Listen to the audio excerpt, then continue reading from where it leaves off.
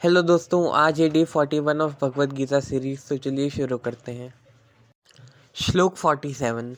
योगिनामपि सर्वेषां मद्गतेनान्तरात्मना श्रद्धावान भजते यो मां समे युक्तः तमो मतः। इस श्लोक में श्री कृष्ण कहते हैं, सभी योगियों में से जिनका मन सदैव मुझ में लीन रहता है और जो अगाध श्रद्धा से मेरी भक्ति में लीन रहते हैं, मैं उन्हें सर्वश्रेष्ठ मानता हूँ।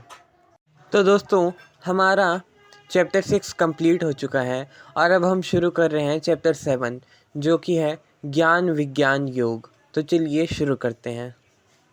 श्लोक 1।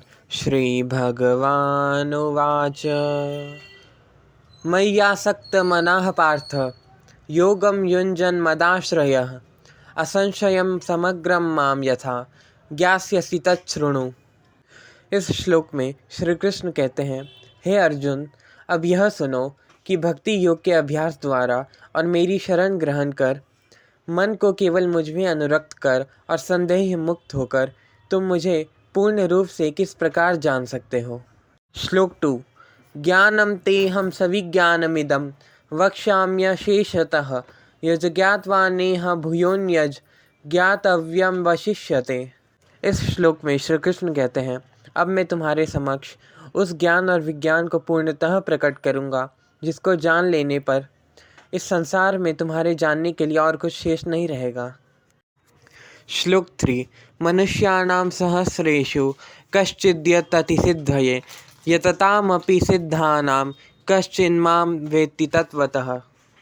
इस श्लोक में श्री कृष्ण कहते हैं, हजारों में से कोई एक मनुष्य आध्यात्मिक सिद्धि के लिए प्रयत्न करता है और सिद्धि प्राप्त करने वालों में से कोई एक ही वास्तव में मुझे जान पाता है।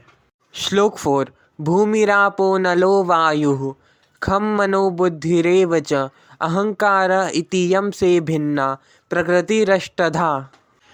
इस श्लोक में श्री कृष्ण कहते हैं, पृथ्वी, जल, अग्नि, वायु, आकाश, मन, बुद्धि और अहंकार, ये सब मेरी प्राकृत शक्ति के 8 तत्व हैं। श्लोक 5। अपरियमितस्त्वन्यां प्रकृतिं विद्धि मे परां जीवभूतां महाबाहो ययेदं धार्यते जगत। इस श्लोक में श्री कृष्ण कहते हैं, ये मेरी अपरा शक्तियाँ हैं, किंतु हे महाबाहु अर्जुन, इनसे अतिरिक्त मेरी पराशक्तियाँ हैं।